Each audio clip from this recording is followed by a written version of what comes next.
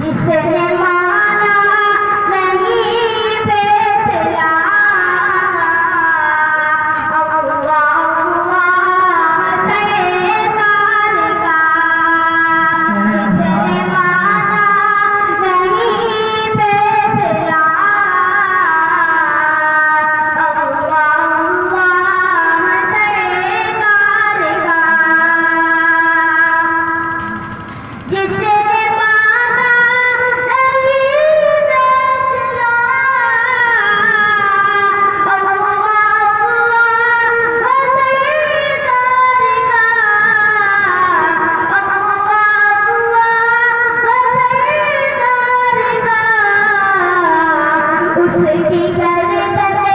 उसकी गर्दन उड़ा दी गई,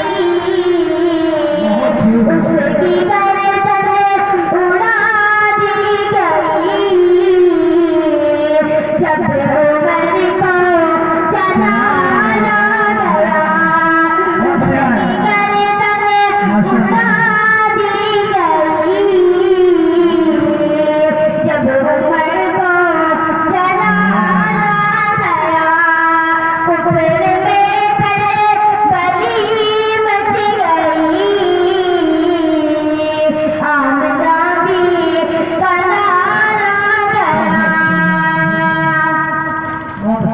ज़िक्र जन्नत का होने लगा,